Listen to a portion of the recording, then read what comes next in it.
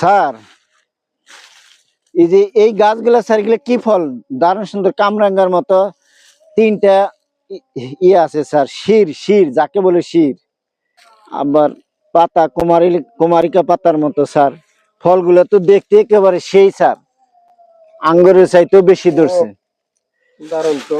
জি sir, এগুলো কি নাম কি স্যার? এটা দেখানোর জন্য তো আজকে আসছি। এটা হচ্ছে জৈন্তা আলু বা সোরা আলু বলে থাকে।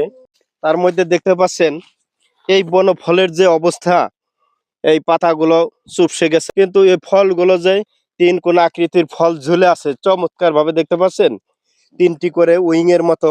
এবং এর ফলটা সাধারণত ক্যাপসুল টাইপের, কিন্তু তিনটি করে অ্যাঙ্গেল থাকে এবং কোনা জাতীয়। দেখতে পাচ্ছেন এই যে বন ফল, এই বন আলু বা সোরা আলু ঐতিহ্যগত ভাবে আয়ুর্বেদিক এবং লোক চিকিৎসায় হজমের সমস্যা, প্রদাহ এবং হরমোনের ভারসাম্যের জন্য ব্যবহৃত হয়। কন্দ পুষ্টি এবং ডায়োজেনিনের মতো জৈব সক্রিয় যৌগ সরবরাহ করে। একই সাথে খাদ্য উৎস হিসেবেও কাজ করে এবং সম্ভাব্য ডায়াবেটিস বিরোধী, প্রদাহ বিরোধী। জানতে চান আনোয়ার এটা কি ফল? এটা কি ফল বলেন? এটা হচ্ছে ওই সাধারণত সোরা আলু বলে বা কেউ জৈন্তা আলু বলে থাকে, আমাদের লিটারেচারে যেটা বলা হয় বলে, হ্যাঁ বন আলু বলে থাকে। তো দেখতে পাচ্ছেন শুধু তাই এত চমৎকার ভাবে কিন্তু এখন দেখতে পাচ্ছেন এটা কেউমূল গাছ। এই কেউমূল গাছকে ঢেকে, অর্থাৎ পুরাটা ওজন কিন্তু দিয়ে সে বাকিয়ে রাখছে এই জৈন্তা আলু বা এই সোরা আলুর ফল। যেটা পেলাম এটা হচ্ছে ড্যাসকোরিয়া গ্ল্যাব্রা, এবং এই গ্ল্যাব্রা শব্দটা এসেছে গ্ল্যাব্রাস ট্যাক্সোনমিক্যাল। এই গ্ল্যাব্রাস শব্দের অর্থ হলো স্মুথ, অর্থাৎ উইদাউট হেয়ার, যার গায়ে পাতায় কোনো জায়গায় ফলে কোনো দিকে কোনো ধরনের হেয়ার নেই। এজন্য এটাকে এই গ্ল্যাব্রাস থেকে শব্দটা আসছে গ্ল্যাব্রা। যদিও ঔষধি ব্যবহারের জন্য সতর্কতা অবলম্বন করা হয়, বিশেষ করে গর্ভাবস্থায় এই গাছ ব্যবহার করা উচিত নয়। সাধারণত পেট ব্যথা, ডায়রিয়া, হজমের সহায়ক হিসাবে এটি ব্যবহার করা যায়। এছাড়া জয়েন্টের ব্যথা এবং অভ্যন্তরীণ প্রদাহের জন্য স্থানীয়ভাবে এই গাছের ব্যবহার রয়েছে।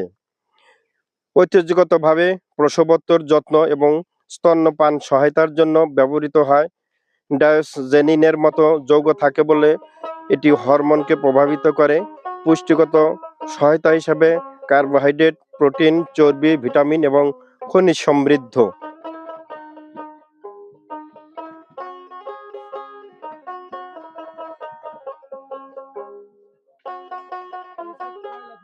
আমাদের এই শাল ফরেস্ট এলাকায় জাহাঙ্গীরনগর বিশ্ববিদ্যালয়, সাভার, মধুপুর, টাঙ্গাইল, গাজীপুর এবং বিভিন্ন বন বাজারে কিন্তু এই গাছটি, অর্থাৎ এই লতাটি বা ভাইন, সেটা কিন্তু দেখতে পাওয়া যায়।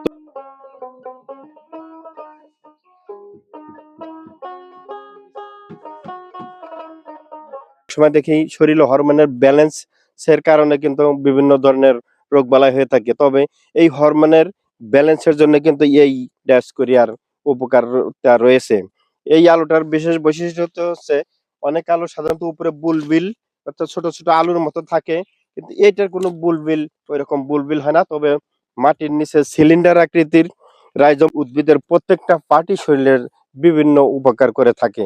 তো শুধু তাহলে আমরা দেখি এই আলুর আর কি কি উপকার করে থাকে। তবে আপনাদেরও এরকম জানা থাকলে বিভিন্ন বন বাজারে কোনো আলু জাতীয় গাছ তাহলে ছবি দিবেন, বা পারলে এর তথ্য সম্পর্কে আরো যদি জানা থাকে জানাবেন। তবে এর রাইজমটা এডিবল, অর্থাৎ কোনো জায়গায় ফুড কার্টেসিতে এর রাইজম খাওয়া হয়। এছাড়া সবজি হিসাবেও খেতে পারে, এবং এর রাইজমের ভালো কার্বোহাইড্রেটের ভালো উপাদান রয়েছে, অর্থাৎ এর প্রোটিন এবং এর কার্বোহাইড্রেটটা শরীরের জন্যই খুবই উপকারী, এবং এতে রয়েছে প্রচুর ফাইবার। তো শুধু এরকম একটি ঔষধি গুণ সম্পন্ন এবং খাওয়ার উপযুক্ত লতা, সেটি হচ্ছে কিন্তু এই সোরা আলু বা জৈন্তা আলু। তাহলে আজকে আমরা দেখলাম জৈন্তা আলু বা সোরা আলু, এর বৈজ্ঞানিক নাম ডায়োস্কোরিয়া গ্ল্যাব্রা।